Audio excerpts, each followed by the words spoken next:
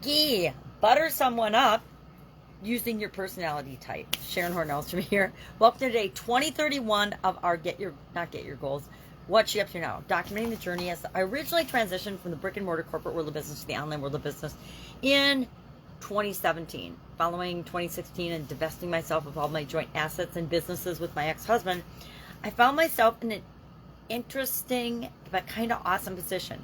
I now, looking back, wish before my eyes had tanked and my vision had tanked, I had taken a year off and traveled around and seen the world, but I didn't. And over the next few years, as I was online trying to figure it out, learning, growing, experimenting, succeeding at some things, failing at others, I also simultaneously lost the vision in my right eye to kind of match the left eye, which means that I am now legally blind. But guess what? There's still ways to do what we want to do, even if we don't have 20/20 vision, or even if we don't have any other skill or ability or sense that other people do. Each of us, have to make our own path in the world, and this is my path. In order to keep track of things, it's easier for me to document it doing a video nowadays than it is, writing in journals like I usually do. I still write in journals every day because I'm doing an annual challenge, and just like everybody else, I do the homework every day, and I want to keep track of my homework and hold myself accountable to actually do it. So I write those things in notebooks. I also do an idiom every day, thus the ghee and butter, because our idiom for today for Supersize Your Business was to butter someone up. And I can't take something like to butter somebody up, which has kind of negative connotations, meaning you're kind of kissing their butt, or you are trying to brown nose them, or treat them in a flattering, lavish way in order to get them to do something that you want. Now, we do that all the time in business, right? Because we want to get to know people and get them to do business with us and get them to do joint ventures and projects with us. But it doesn't mean we have to do it in an inauthentic, slimy, or icky way, right? We can compliment people sincerely. We can be kind. We can be ourselves.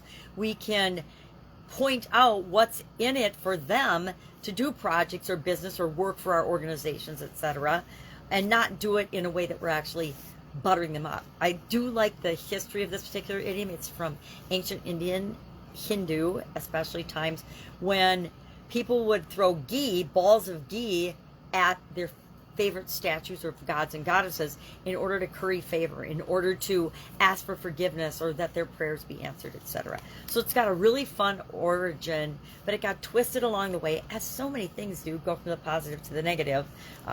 Think of different words that mean something totally different now than they did like when I was a child. I think gay and rainbow and things meant something totally different than they do now. Not saying whether it's bad or good, it's for each of us to decide. It's just different.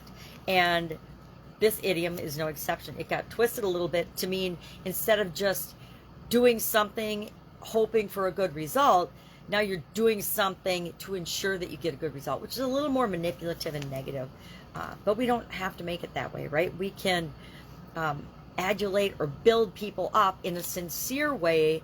And if they choose to do business with us, great. If they don't, that's okay too. Because guess what?